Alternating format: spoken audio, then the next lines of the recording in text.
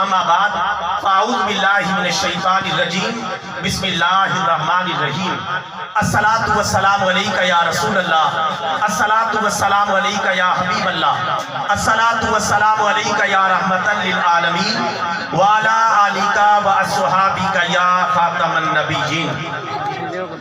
ایک دن مرنا ہے آخر موت ہے، کر لے جو کرنا ہے آخر موت ہے۔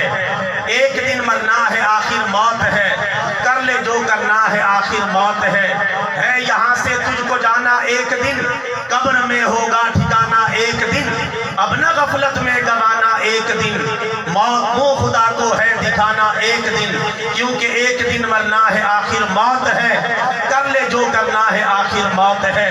کیسے کیسے گھر اجاڑے موت نے، کیسے کیسے گھر اجاڑے موت نے، کھیل کتنوں کے بگاڑے موت نے، ہاتھی جیسے بھی پچھاڑے موت نے، سرو قد قبروں میں گاڑے موت نے، کیونکہ ایک دن مرنا ہے آخر موت ہے، کر لے جو کرنا ہے آخر موت ہے۔ یہاں سے تجھ کو جانا ایک دن، قبر میں ہوگا ٹھکانا ایک دن، اب نہ غفلت میں گوانا ایک دن، منہ خدا کو ہے دکھانا ایک دن، کیونکہ ایک دن مرنا ہے آخر موت ہے، کر لے جو کرنا ہے آخر موت ہے۔ اور ہو رہی ہے عمر مثل برف کم، چپکے رفتہ رفتہ دم بدم سانس ہے، ایک راہ روے ملک عدم دفعتن، ایک روز یہ جائے گا تھم، کیونکہ ایک دن مرنا ہے آخر موت ہے، کر لے جو کرنا ہے آخر موت ہے۔ اور بارہا علمی تجھے سمجھا چکے، مان یا نہ مان آخر موت ہے، کیونکہ جگہ جی لگانے کی دنیا نہیں ہے، یہ عبرت کی جا ہے تماشا نہیں ہے۔ تجھے پہلے بچپن نے برسوں کھلایا، جوانی نے پھر تجھ کو مجنوں بنایا، بڑھاپے نے پھر آ کے کیا کیا ستایا، اجل تیرا کر دے گی بالکل صفایا، کیونکہ جگہ جی لگانے کی دنیا نہیں ہے، یہ عبرت کی جا ہے تماشا نہیں ہے۔ یہی تجھ کو دھن ہے رہوں سب سے بالا، ہو زینت نرالی ہو فیشن نرالا، جیا کرتا ہے کیا یوں ہی مرنے والا، تجھے حسن ظاہر نے دھوکے میں ڈالا، کیونکہ جگہ جی لگانے کی دنیا نہیں ہے، یہ عبرت کی جا ہے تماشا نہیں ہے۔ میرے بھائیوں یہ بات یاد رکھے، تجھے پہلے بچپن نے برسوں کھلایا، جوانی نے پھر تجھ کو مجنوں بنایا، بڑھاپے نے پھر آ کے کیا کیا ستایا، اجل تیرا کر دے گی بالکل صفایا، کیونکہ جگہ جی لگانے کی دنیا نہیں ہے، یہ عبرت کی جا ہے تماشا نہیں ہے۔ اور اس حوالے کا آخری شعر کہ ظاہر میں صورت گل ہے پر حقیقت میں خار ہے دنیا، ایک جھونکے میں ادھر سے ادھر 4 دن کی بہار ہے دنیا، اور زندگی نام رکھ دیا کس نے، موت کا انتظار ہے دنیا۔ برادران اسلام، دنیا کو بنے ہوئے 6000 سال ہو چکے ہیں، 6000 کے عرصے میں آج تک کوئی انسان، کوئی زیرو زندہ نہیں بچا، جو آیا دنیا سے چلا گیا، کیونکہ اللہ قرآن میں فرما چکا کل نفس ذائقۃ الموت، ہر نفس نے موت کا ذائقہ چکھنا ہے۔ ایک مقام پر فرمایا اذا جاء اجلہم لا یستاخرون ساعۃ ولا یستقدمون، جب موت آئے گی نہ ایک گھڑی آگے ہوگی اور نہ ایک گھڑی پیچھے ہوگی، وقت مقررہ پر مرنا پڑے گا، جان دینی پڑے گی، اللہ کی بارگاہ میں حاضر ہونا پڑے گا، اپنے اعمال کا حساب کتاب دینا ہوگا، وہاں کوئی براتری نہیں چلے گی، جٹ بٹ گجر کھوکر موچی پنجابی میواتی وہاں نہیں چلیں گے، وہاں یہ نہیں دیکھا جائے گا بادشاہ تھا، حکمران تھا، ڈکٹیٹر تھا، وزیر اعظم تھا، گورنر تھا، وزیر اعلیٰ تھا، سیاستدان تھا، مولوی تھا، غیر مولوی تھا، وہاں یہ دیکھا جائے گا اللہ کے قرآن پر کس نے عمل کیا ہے، محمد کے فرمان پر کس نے عمل کیا ہے، وہاں یہ پیغام جو ہے سنا جائے گا اور اس بات کی دعوت دی جائے گی۔ ایک اور مقام پر اللہ تعالیٰ سورہ رحمان میں ارشاد فرماتا ہے کل من علیہا فان ویبقى وجہ ربک ذو الجلال والاکرام، ہر وہ چیز جو روئے زمین پر موجود ہے فنا کے گھاٹ اتر جائے گی، صرف تیرے پروردگار کی ذات باقی رہ جائے گی۔ 20ویں سپارے میں سورۃ القصص کی آخری آیات میں اللہ تعالیٰ نے فرمایا کل شیء ہالک الا وجہہ لہ الحکم والیہ ترجعون، ہر چیز ہلاک ہونے والی ہے سوائے اللہ کی ذات کے، اسی کے فیصلے اور اسی کے احکامات باقی رہ جائیں گے، باقی سب کچھ ختم ہو جائے گا۔ دنیا میں موت ایک ایسی اٹل حقیقت ہے، اس موت کا بڑے سے بڑا کافر بھی آج تک جو ہے انکار نہیں کر سکا۔ سب کو جانا پڑے گا، چاہے کوئی وقت کا فرعون ہو، چاہے کوئی وقت کا جابر ہو، چاہے وقت کا کوئی ڈکٹیٹر ہو، چاہے کوئی بڑے سے بڑا دولت مند ہو، بڑے سے بڑا سرمایہ دار ہو، بڑے سے بڑا بدماش ہو اور بڑے سے بڑا گنڈا ہو، سب کو موت کے ہاتھوں کا جام پینا پڑے گا، مرنا پڑے گا، منو مٹی کے نیچے جا کے قبر کے سوالات کے جوابات دینے پڑیں گے، میدان قیامت کے سوالات کے جوابات دینے پڑیں گے۔ اس کے علاوہ کوئی چارہ کار نہیں ہے۔ آج ایک ہمارا بھائی قبر میں جا پہنچا، وہ اپنی آخرت کی جو ہے حساب کتاب میں مشغول ہے، ہمیں اس کی فکر کرنی ہے، اس کے لیے دعائیں مغفرت کرنی ہے، کیونکہ میرے اور آپ کے پیارے آقا صلی اللہ علیہ وسلم نے ارشاد فرمایا مرنے والے کی مثال ڈوبنے والے کی طرح ہے۔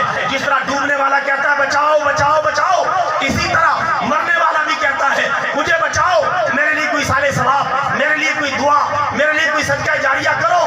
اسی لیے یہ محفل پاک سجائی گئی، ہم سب مل کر ان کے لیے دعا مانگیں گے، اللہ کو رحم آ جائے گا، پیارے نبی کے صدقے میں ان کی بخشش کا فیصلہ ہو جائے گا۔ میرے بھائیوں، لیکن آخرت کی تیاری کرنا ناگزیر ہے۔ یاد رکھیں کوئی بندہ شارٹ کٹ طریقے سے جنت میں نہیں جا سکتا کہ شارٹ کٹ طریقے سے نکل جاؤں گا، ادھر سے نکل جاؤں گا، ادھر سے نکل جاؤں گا، چھپ کے نکل جاؤں گا۔ یہ اللہ اور اس کے رسول کی بارگاہ ہے، ہم ساری دنیا کو دھوکہ دے سکتے ہیں، اللہ اور اس کے رسول کو دھوکہ نہیں دے سکتے۔ یہ بات یاد رکھیں، اللہ نے قرآن میں جو کچھ کہنا تھا وہ کہہ دیا، پیارے رسول اللہ صلی اللہ علیہ وسلم نے اپنے فرمان میں جو فرمانا تھا وہ فرما دیا۔ اب جنت کا راستہ، نجات کا راستہ، مغفرت کا راستہ، اللہ کا راستہ، آخرت کا راستہ اور بخشش کا راستہ صرف اور صرف محمد الرسول اللہ کی مبارک زندگی کا راستہ ہے، اور کوئی راستہ جنت کی طرف نہیں جاتا۔ کہیں کوئی آپ کو چکر میں لگا دے، کوئی ادھر ادھر لے جائے، ادھر سے نکل جائیں گے، ادھر سے نکل جائیں گے، کہیں سے نہیں نکل سکتے۔ دامن مصطفیٰ کو پکڑ کر ہی نکلنا پڑے گا، کیونکہ اللہ تعالیٰ نے قرآن پاک میں اعلان کر دیا کہ میرے پیارے حبیب کی اتباع کرو، میرے پیارے حبیب کی اطاعت کرو، ان کے نقش قدم پر چلو، کیونکہ نقش قدم نبی کے ہیں۔ جنت کے راستے اللہ سے ملاتے ہیں سنت کے راستے۔ اور میرے بھائیوں، اگر یہ نہ کیا تو رسول پاک کو قبر میں کیا جواب دیں گے؟ کیسے آپ کا سامنا کریں گے؟ نہ اٹھ سکے گا قیامت تلک، خدا کی قسم اگر نبی نے نظر سے گرا کے چھوڑ دیا۔ رسول پاک نے فرما دیا تو میرے دین پر عمل نہیں کرتا رہا، تو اپنی مرضیات پر عمل کرتا رہا ہے، تو نے اللہ کے قرآن پر عمل نہیں کیا، میرے فرمان پر عمل نہیں کیا، جاؤ آج میں تمہاری شفاعت نہیں کرتا، تو پھر کدھر بھاگنا ہوگا؟ کدھر جائیں گے؟ کہیں نہیں بھاگ سکتے۔ لہٰذا میرے بھائیوں، بخاری شریف کی حدیث مبارکہ ہے، رسول پاک جام کوثر پلا رہے ہوں گے، کچھ لوگ آئیں گے اچانک عرض کریں گے یا رسول اللہ ہماری مدد کریں، یا رسول اللہ ہماری شفاعت کریں، یا رسول اللہ ہماری فریاد کو پہنچے۔ آقا علیہ الصلوۃ والسلام ان کی بات کو سننے لگیں گے، اللہ کی طرف سے آواز آئے گی کہ پیارے حبیب آپ ان کے لیے دعائیں مغفرت نہ کریں، کیونکہ یہ وہ لوگ ہیں جنہوں نے آپ کے جانے کے بعد آپ کے دین کو بدل دیا تھا، چینج کر دیا تھا، اپنی خواہشات پر چلتے رہے۔ رسول پاک فرمائیں گے قرآن پاک کے بعد سب سے معتبر کتاب بخاری شریف ہے، بخاری شریف کے اندر حدیث مبارکہ موجود ہے۔ آقا علیہ السلام فرمائیں گے سحقن سحقن لمن غیر بعدی، دور ہو جاؤ، میری نظروں سے دور ہو جاؤ، کیونکہ تم نے میرے جانے کے بعد میرے دین کو بدل دیا تھا۔ لہٰذا میرے بھائیوں، ہم نے اللہ کے قرآن پر ایسے ہی عمل کرنا ہے جیسے اترا ہے، اور پیارے نبی کے فرمان پر ایسے ہی عمل کرنا ہے جیسے ہم تک پہنچا ہے۔ خود قرآن پاک میں موجود ہے، رسول پاک کل قیامت کے دن شکایت کریں گے، وقال الرسول یا ربی ان قوم اتخذوا هذا القرآن مہجورا۔ رسول پاک اللہ کی بارگاہ میں عرض کریں گے یا اللہ یہ میری وہ قوم ہے جنہوں نے میرے جانے کے بعد قرآن پاک کو چھوڑ دیا تھا۔ میرے بھائیوں سوچ لیں، قرآن پاک کو نہیں چھوڑنا۔ قرآن پاک کا 1 حرف پڑھے تو 10 نیکیاں، 2 حرف پڑھے تو 20 نیکیاں، 3 حرف پڑھے تو 30 نیکیاں، صرف الف لام میم پڑھ لیں نامہ اعمال میں 30 نیکیاں لکھی جاتی ہیں۔ اگر الحمد کے الف سے لے کر والناس کے سین تک پورا قرآن پاک پڑھا جائے، کیلکولیشن کی دنیا جواب دے جاتی ہے، کیلکولیٹر کی دنیا جواب دے جاتی ہے کہ قرآن پاک پڑھنے والے اور تلاوت کرنے والے کے نامہ اعمال میں بے حساب و کتاب نیکیاں درج کر دی جاتی ہیں۔ اللہ کا قرآن پڑھیں گے کہ نہیں پڑھیں گے؟ سب بھائی کہہ دیں انشاءاللہ، اونچی آواز سے کہہ دیں انشاءاللہ، چھاتی کا زور لگا کے کہہ دیں انشاءاللہ، پوری قوت سے کہہ دیں انشاءاللہ، شیطان کو سے کہہ دیں انشاءاللہ. میرے بھائیوں قرآن پاک کی تلاوت کو اپنا معمول بنائے.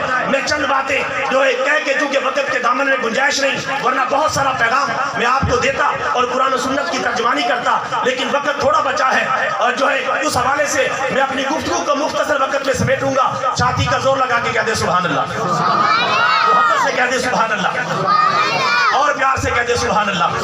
میرے بھائیوں یہاں میں کچھ باتیں عرض کرنا چاہتا ہوں. پہلے 4 باتیں قبر کے حوالے سے, 4 باتیں میدان محشر کے حوالے سے اور 4 باتیں فوت ہونے والے شخص کے حوالے سے 4 باتیں کرنا چاہتا ہوں. یہ ساری باتیں اللہ کے قرآن میں لکھی ہوئی ہیں, پیارے نبی کے فرمان میں لکھی ہوئی ہیں. ہر حوالے کا ذمہ دار ہوں, ہر بات کا ذمہ دار ہوں. جو کچھ کہہ رہا ہوں ڈنکے کی چوٹ پر کہہ رہا ہوں, اللہ کے قرآن سے کہہ رہا ہوں, پیارے نبی کے فرمان سے کہہ رہا ہوں. اور میرا اعلان ہے جو بھائی جس وقت بھی چاہے قرآن و سنت کی روشنی میں جو بھی مسئلہ پوچھنا چاہے بلا تکلف پوچھا کرے, بلا جھجک پوچھا کرے. میرا فون نمبر آپ چاہے سیو کر لیں اپنے موبائل میں. 24 گھنٹے میں شرعی مسائل الحمدللہ پورے پاکستان میں ان کے جوابات دیتا ہوں اللہ کے قرآن سے, پیارے آقا کے فرمان سے. کوئی 2 نمبر بات نہیں, ادھر ادھر کی بات نہیں, سیدھی بات کرتا ہوں جو اللہ کے قرآن میں لکھی ہوئی ہے اور پیارے آقا کے بولو بولو فرمان میں لکھی ہوئی ہے. میرے بھائیوں جامع ترمذی کی حدیث مبارکہ ہے قبر میں 4 سوال ہوں گے. کتنے؟ 4 سوال. من ربو کا, تیرا رب کون ہے؟ ما دینو کا, تیرا دین کیا ہے؟ من نبیو کا, تیرا نبی کون ہے؟ اور ایک چوتھا سوال بھی ہوگا. یہ 3 سوال ہر بندے سے ہوں گے جو قبر میں جائے گا, چاہے کافر ہے چاہے مسلمان ہے. یہ بات یاد رکھیں, قبر میں رٹا سسٹم نہیں چلے گا. قبر میں پچھلی زندگی دیکھی جائے گی, اس کا عمل کس بات پر تھا, اس کی زندگی کیسے گزری, اس کا بچپن, اس کی جوانی, اس کا لڑکپن, اس کا بڑھاپا کیسے گزرا ہے, اس کی آخری زندگی کیسے گزری ہے, مرتے وقت اس کی کیفیت کیا تھی, یہ نیکیاں کرتے ہوئے مرا ہے یا برائیاں کرتے ہوئے مرا ہے. کیونکہ رسول پاک نے فرمایا انما الاعمال بالخواتیم, اعمال کا دار و مدار خاتمہ پر ہے. جیسا خاتمہ ہوگا ویسے ہی انجام ہوگا. اللہ معاف فرمائے کوئی گناہ کرتا ہوا مر جائے, کتنے افسوس کی بات ہے. دعا کریں اللہ کا ذکر کرتے ہوئے مر جائے, پیارے نبی کی نعتیں پڑھتے ہوئے مر جائے. یہ ہمارے لیے سب سے بڑی سعادت کی بات ہے. یہ قبر میں سوالات ہونے والے میں پہلے عرض کر چکا ہوں, رٹا سسٹم نہیں چلے گا. وہاں پوری زندگی پر نچوڑ پیش کیا جائے گا. پہلا سوال ہوگا من ربو کا, تیرا رب کون ہے. دوسرا سوال ہوگا تیرا دین کیا ہے. تیسرا سوال تیرا نبی کون ہے. اگر ان تینوں سوالوں کے جواب دے دیے تو پھر چوتھا سوال ہوگا اے اللہ کے بندے تو ان 3 سوالوں کے جواب دینے میں کیسے کامیاب ہو گیا. وہ عرض کرے گا کہ اے فرشتوں میں نے اللہ کے قرآن کو پڑھا, اس پر ایمان لایا, اس پر عمل کیا, اس وجہ سے میں تینوں سوالوں کے جواب دینے میں کامیاب ہو گیا. تو کہاں سے کامیابی ملی؟ اللہ کے قرآن سے. اللہ کے قرآن کی طرف پلٹ آؤ. جب کافر ان تینوں سوالوں کے جواب نہیں دے پائے گا, فرشتے پوچھیں گے اے بندہ خدا تو ان سوالوں کے جواب دینے میں کیوں ناکام ہوا؟ تو وہ کافر کہے گا نہ میں قرآن پر ایمان لایا, نہ میں نے قرآن پاک کو پڑھا, نہ سمجھا, نہ اس پر عمل کیا, اس وجہ سے میں تینوں سوالوں کے جواب دینے میں ناکام ہو گیا. تو کامیابی کہاں سے ملی؟ اللہ کے قرآن سے. لہذا قرآن پاک کو تھامے. یہ قبر کے 4 سوالات ہیں, ہر بندے سے ہونے, ہر بندہ تیاری کر لے, کوئی بھاگنے کا راستہ نہیں ہے. پھر قیامت کے دن 4 سوال ہوں گے. کتنے؟ جامع ترمذی شریف کی حدیث مبارکہ ہے. پیارے آقا صلی اللہ علیہ وسلم نے فرمایا کوئی بندہ میدان محشر میں اپنی جگہ سے قدم بھی نہیں لا سکتا جب تک اس سے 4 سوال نہ کر لیے جائیں.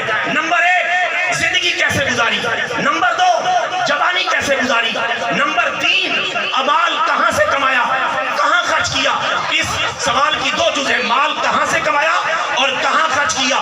پہلا سوال پوری زندگی کے بارے میں, زندگی کیسے گزاری, پوری زندگی کے بارے میں سوال ہے. پھر دوسرا سوال ہے جوانی کے بارے میں, حالانکہ زندگی میں جوانی بھی آ گئی, جوانی کے بارے میں مستقل سوال ہے. لہٰذا نوجوان خبردار ہو جائیں, نوجوان آوارہ گردی کو چھوڑیں, نوجوان تقویٰ اور طہارت کی طرف آئیں. فلمیں, ڈرامے, گانے, باجے, آوارہ گردی, ان چیزوں سے باہر نکلیں. انٹرنیٹ کی تباہ کاریوں سے باہر نکلیں, فیس بک کی تباہ کاریوں سے باہر نکلیں, اور کیبل کی تباہ کاریوں سے باہر نکلیں, یوٹیوب کی تباہ کاریوں سے باہر نکلیں. چونکہ یوٹیوب کا راستہ, فیس بک کا راستہ, انٹرنیٹ کا راستہ, گوگل کا راستہ یہ جنت کا راستہ نہیں ہے. چونکہ گوگل پوری دنیا کے نقشے دکھا سکتا ہے, لیکن اللہ کی جنت کا راستہ اللہ کا قرآن دکھائے گا, پیارے نبی کا فرمان دکھائے گا. لہذا اس بات کو کو ہمیشہ یاد رکھیں۔ یہ دوسرا سوال، نوجوان خبردار ہو جائیں، یہ نہ سمجھیں کہ بس سارا دن سکرول کرتے رہیں گے تو کام چل جائے گا۔ جتنا مرضی سکرول کریں اس سے کچھ نہیں ہوگا جب تک 5 وقت کی نماز نہیں پڑھیں گے، رمضان کے روزے نہیں رکھیں گے، اپنے مالوں کی زکات نہیں نکالیں گے، طاقت کے باوجود حج بیت اللہ نہیں کریں گے، حلال حرام کا خیال نہیں کریں گے، بد نظری اور بد نگاہی کے حوالے سے اپنے آپ کو محفوظ نہیں کریں گے، تو لہٰذا اس سے معلومات سے کچھ نہیں ہوگا۔ یہ جتنی معلومات آپ اکٹھے کر رہے ہیں یہ آپ کے گلے پڑ جائیں گی کہ جتنی معلومات تجھے تھی کیا تو نے اس کے مطابق عمل کیا؟ یہ بات سوچ لے میرے بھائیوں، ہم سارا دن معلومات اکٹھی کرتے رہتے ہیں، معلومات ہی تو یہ میدان محشر کے 4 سوال ہیں۔ زندگی کیسے گزاری، جوانی کیسے گزاری، مال کہاں سے کمایا، کہاں خرچ کیا۔ ہر بندہ سوچ لے کہ مال کہاں سے کما رہا ہے، ہر بندہ سوچ لے کہ مال کہاں پہ خرچ کر رہا ہے، کیا حلال ذرائع آمدن ہے یا حرام ذرائع آمدن ہے، کیا حلال مصارف ہے یا حرام مصارف ہے۔ یہ بات یاد رکھے، اس کے حوالے سے اپنا ذہن کلیئر کٹ کر لیں۔ آخری سوال میرے بھائیوں ہوگا، آخری سوال، میں بات کو سمیٹوں گا، وقت کم ہے، آخری سوال ہوگا۔ آخری سوال یہ ہے کہ تو نے اپنے علم پر کہاں تک عمل کیا، تو نے اپنے علم پر کہاں تک عمل کیا۔ 5 منٹ مجھے برداشت کریں کیونکہ مجھے لیٹ ٹائم دیا گیا ہے، میرا خصوصی کتاب بھی تھا، مجھے 5 منٹ آپ برداشت کریں تاکہ میں اپنی بات کو مکمل کر کے اپنا پیغام چھوڑ سکوں۔ انشاءاللہ 5 منٹ میں کلوز کر دوں گا، باقی آپ اپنی تیاری جاری رکھیں۔ جزاک اللہ۔ یہ بات یاد رکھیں، چوتھا سوال ہوگا کہ تو نے اپنے علم پر کہاں تک عمل کیا۔ یہ چوتھا سوال ہے، یہ رسول پاک نے فرمایا۔ مجھے بتائیں ہم میں سے کیا ہر بندے کو نہیں پتا کہ 5 وقت کی نماز پڑھنا فرض ہے؟ پتہ کہ نہیں پتا؟ پتہ ہے، پھر کیوں نہیں پڑھ رہے؟ یہ سوال ہوگا کہ تو نے اپنے علم پر کہاں تک عمل کیا۔ کیا ہم میں سے ہر بندے کو نہیں پتا رمضان کے روزے رکھنا فرض ہے؟ کتنے رکھ رہے ہیں؟ کیا ہم میں سے ہر بندے کو نہیں پتا حلال کیا حرام کیا ہے؟ کتنے لوگ خیال کر رہے ہیں؟ تو لہٰذا میرے بھائیوں ان 4 آخرت کے سوالوں کی بھی تیاری کر لیں، اللہ ہم سب کو تیاری کرنے کی توفیق عطا فرمائے۔ آخری بات میں کروں گا، مرنے والے کے حوالے سے شرعی مسئلہ ہے، نوٹ کر لیں۔ جو بندہ فوت ہو جاتا ہے، فوت ہوتے ہی اس کا جتنا بھی مال ہے اس سے 4 چیزوں کا تعلق قائم ہو جاتا ہے۔ کتنی چیزوں کا؟ 4 چیزوں کا تعلق۔ جو بندہ فوت ہو گیا، مال چھوڑ گیا، اس سے 4 چیزوں کا تعلق قائم ہو گیا، جس کو ترکہ ورثہ کہتے ہیں۔ نمبر 1، اس کے کفن دفن کا انتظام اس کے مال سے کیا جائے گا۔ نمبر 2، اس کے بعد جو اس کے اوپر قرضہ ہے اس کے مال سے ادا کیا جائے گا۔ نمبر 3، یہ قرآن میں لکھا ہوا ہے 4تھے سپارے میں۔ نمبر 3، اگر اس نے کوئی وصیت کی ہے تو اس کی وصیت پر عمل کیا جائے گا، بشرطی کہ اس نے وصیت اپنے وارثوں کو نہ کی ہو۔ اگر وارثوں کے بارے میں کوئی وصیت کی ہے تو مانی نہیں جائے گی، کیونکہ وارثوں کے حصے اللہ نے قرآن میں مقرر کر دیے ہیں۔ بیٹے کا کتنا حصہ ہے، بیٹی کا کتنا حصہ ہے، ماں کا کتنا ہے، باپ کا کتنا ہے۔ لہٰذا اولاد کے بارے میں باپ کی وصیت بھی مرتے ٹائم مانی نہیں جائے گی، فیصلہ قرآن کے مطابق کیا جائے گا، جس کا جو حصہ بنا ہے وہ اس کو دیا جائے گا۔ یہ تیسرا حق ہے۔ اور چوتھے نمبر پر آتا میرے بھائیوں، جس کو آج کل ہم نے پہلے نمبر پر رکھا ہوا ہے، اب مال تقسیم ہوگا اولاد اور ورثاء کے درمیان کہ کس کا کتنا حصہ بنا ہے، اب اس کا نمبر آیا۔ اگر پہلے ہی مال ختم ہو جائے اس کے کفن دفن میں، قرضے میں، وصیت میں، تو وارثوں کو کچھ بھی نہیں ملے گا۔ لیکن اگر بچ گیا، اب وراثت تقسیم ہوگی، لڑکے کو ڈبل ملے گا، لڑکی کو سنگل ملے گا، ماں باپ کو بھی حصہ جائے گا، اسی طرح سارے حصے مقرر ہیں۔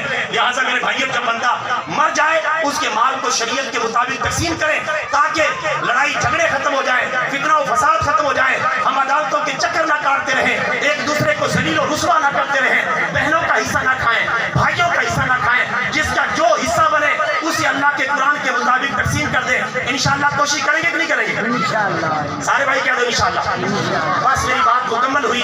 دانا کے لیے کافی ہے ایک لفظ نصیحت، نادا کے لیے کافی نہیں۔ دفتر نہ رسالہ اور طوفان نو بہانے سے اے آنکھ کیا فائدہ، 2 آنسو بہت ہیں گر کچھ اثر کریں، مانے نہ مانے بہرحال آپ کی مرضی، ہم نیک و بد نے آپ کو سمجھا دیا۔